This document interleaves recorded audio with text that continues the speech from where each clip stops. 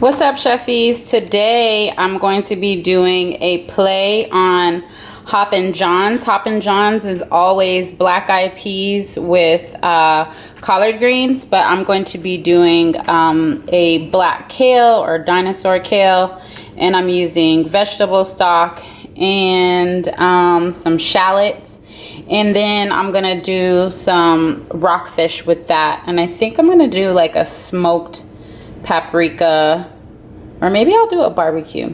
I haven't figured out exactly what I want to do with the fish.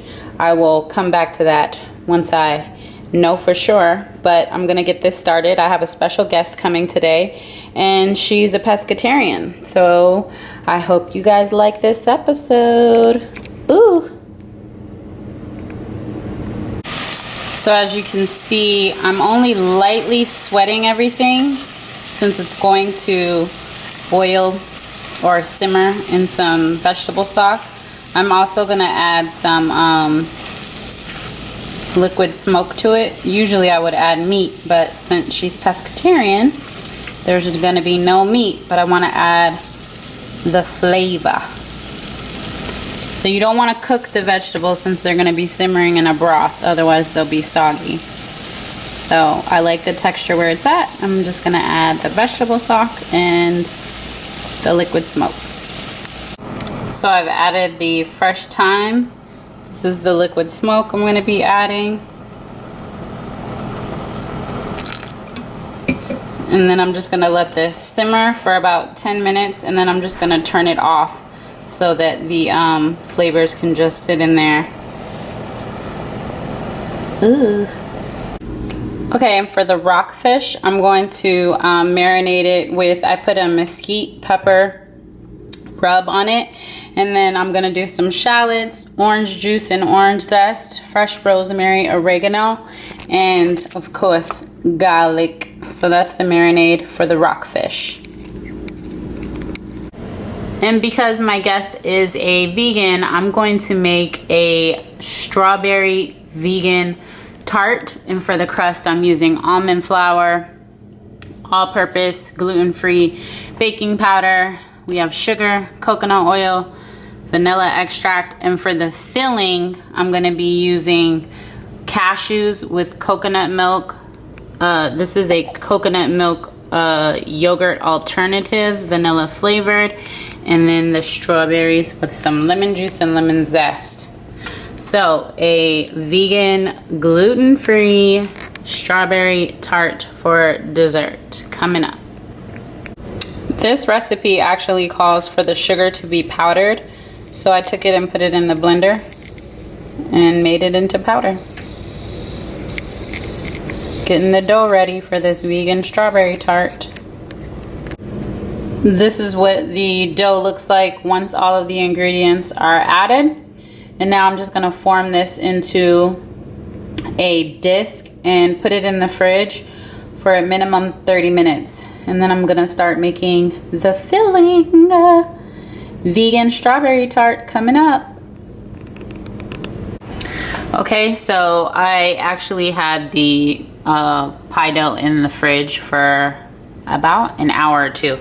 I'm about to roll it out and stick it between these two mini tart pans, and yeah, bake it on 400 for 20 to 30 minutes. All right, so as you can see, I've rolled them out and formed these gluten-free vegan tart shells. Now I'm about to bake them. Ooh.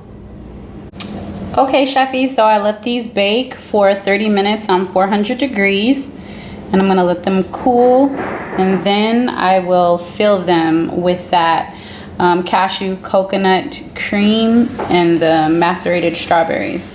This is vegan.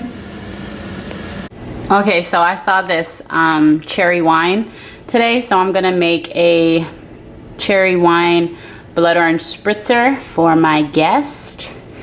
And yeah, tune into the game. Okay, chefies, so I have this barbecued rockfish over some ribeye and we have Hoppin' John's, and Hoppin' John's is collard greens with rice and black eyed peas, but I did a twist and added black kale or dino kale, whatever you want to call it. Okay, so this is the first course, and this is my guest. Hey Megan, how are you? Fabulous. This is so exciting. Yay. And beautiful. So Megan's going to be interviewing me, and we're going to be doing a podcast episode with her. And here you guys go. There is the cherry wine with the blood orange spritzer, and y'all know I'll be on the spa water. So, okay, boo. Dig in. I want to see what you think. I like to get the little reaction, and then I'll turn it off. Okay. Can I get one shot? Hold on. She got to get her Instagrams Just up. one. Yeah, I'm going to do like a regular photo. Oh. So what are your thoughts? We go together. First of all, I'm really chunky. I'm like a real Tars. So I took the liberty of mixing the fish, the rice, and this delicious black eyed peas. It's like a succotash. I don't even know what this is. And it's delicious. Oh my gosh. The fish is cooked perfectly. The black eyed peas set it off. Is this kale in here? Yeah. Jesus. It's Hoppin' John's is usually collard greens, rice, and black eyed peas. Yes. And usually it has like meat in it, but you're vegan, so I added a little bit of hickory smoke to it. It's perfect. Yay. Well, I'll let you enjoy it. But there we go, y'all. She's getting into it. This is light work for you? Very light. Easy work. How does this, how? God's gift. Okay, chefies, so we put together the strawberry vegan tart. Look at it. And that is a cashew coconut cream on the bottom. And then we have basil oil and a quick blackberry sauce. Chef Jourdan ChaTaun. You never had this. You never had it. Because I didn't make it for you. Oh. Chef life.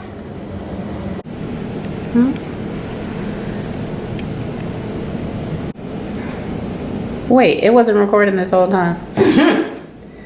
Welcome to life of being a YouTuber. Vegan, gluten-free strawberry tart. I need a knife. Do you? So yeah, it's funny because I was trying to figure out what I was gonna make for you, because I'm like, dang, I usually put butter and eggs. So I did all of this for you, boo. Oh. This is delicious. Thank you. I got permission to pick up my tart, so I will. Yeah. So you can get me on the video looking extra not fancy. This is going on my YouTube. Yay. Yay. So you're over here to do a podcast episode with me, right? Yes, my podcast is called The Black Wellness Factor. And there's interviews, inspirational interviews, and education ultimately for covering all topics of wellness, not simply just physical and mental, but even aspects of your business and your emotional and your spiritual wellness, because I think all of it matters. In the wellness space, I'm a loud proponent that is very, very whitewashed. We get a lot of voices and commentary from women that don't look like us and don't have our experiences.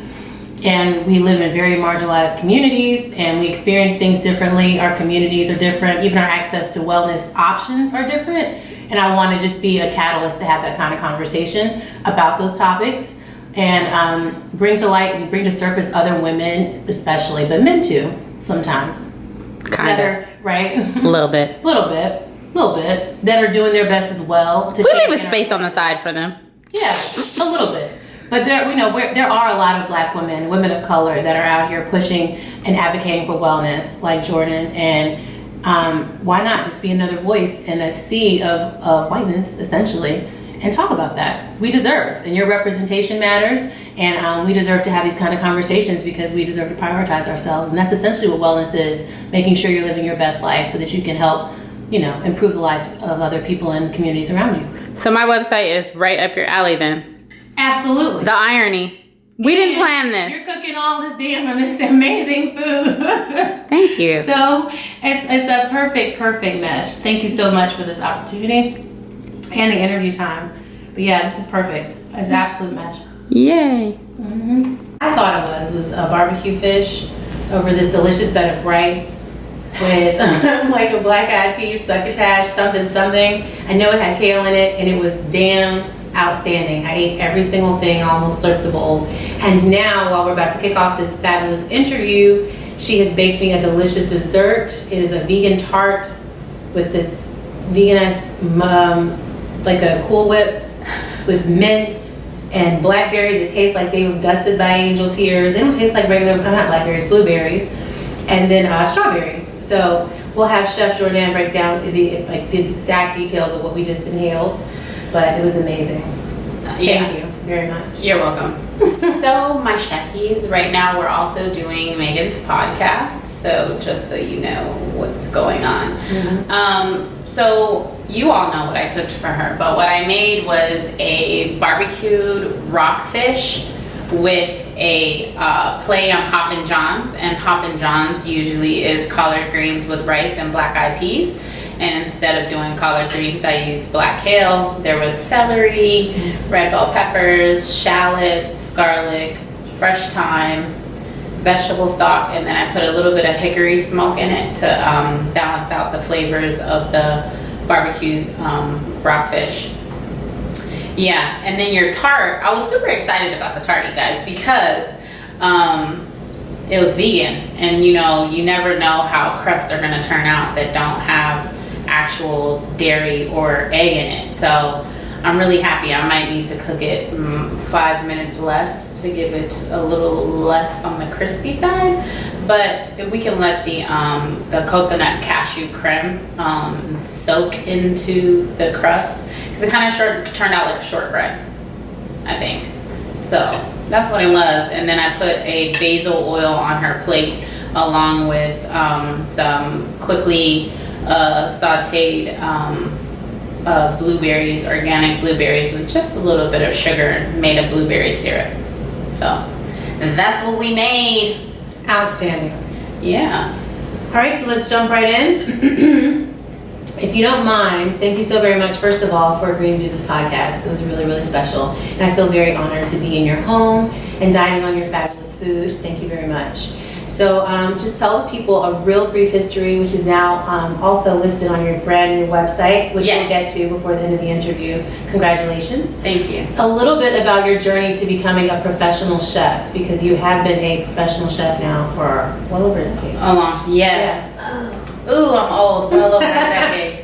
So, like the cliff notes of your journey. Yeah, so I launched my website today, Jourdan ChaTaun.com, and it's basically a wellness brand website, and I wanted to create a space for us that looked like us. I didn't really feel like when I was looking up workout videos and recipes for health inspired recipes, I didn't see anybody that really looked like me. There's a lot of generic stuff going on where people went and bought a body, but we're not, they didn't really work out and do the work. So I was working with a friend of mine, and we developed wellness kits. So that's not what she asked me. So let me get back to what she asked me. We're going to come back to the details of the website for sure. Yes, we're going to come back to that. Okay, let me not take over, okay? Rewind. So the question was me and the private chef thing. So I got into private chefing 12 and a half, almost 13 years ago. And my first client ever was Sean P. Diddy Combs. And I had been living in New York for a year and a half, struggling, making $7.42 an hour initially, cooking in restaurants. And then I had a side job at the New York City Yacht Club waiting tables. And that was $500 a shift. So that was like keeping me afloat. And they were like 4 to 5 hour shifts. And that's when you wear the little white tux jacket and the bow ties, and you're just walking around with the drinks and the little towel. You talk about money? That's like oil money. These are like the New York City Yacht Club is like Mitt Romney was up in there all the time. I didn't really know who he was at the time, but I know who he is now.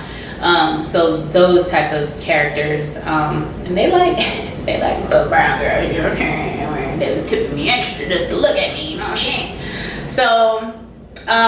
So that's pretty much where it started. Yeah. So were you cooking on the side while you were serving at the yacht club too? Like how were you? That was my $7.42 an hour. Okay. Yeah. How was the skill set being cultivated? Like you mentioned, especially on your website, that you grew up watching your grandmother. Yes. So was that just something that you always were cultivating on the side, no matter what the occupation was, and you were just waiting for your opportunity? Yeah, my white grandma taught me how to cook. It's so funny. Well, cooking is a gift. Right. So it's kind of like a sixth sense. It's something that comes to me naturally. And I went through a lot of early childhood trauma. So my grandma used to call me very rambunctious and always into shit. So she got me out of shit by bringing me into the kitchen. And she started showing me what ingredients were, and that you could take, like, one of my first recipes that I wrote were these blueberry lemon muffins. And so she showed me about zest and, you know, the lemon juice, and, you know, it just did something for me in my spirit that I could take, you know, those ingredients that were colorful and flavorful, and we put them together and then it makes something, you know. And very early on, I was good at it. And so it was something that I always just naturally did. Me and my mom had a very troubled relationship. And she was, you know, my father was murdered when I was 8, so my mom was a single parent. Up until that point, she never had to struggle, though. My father financially provided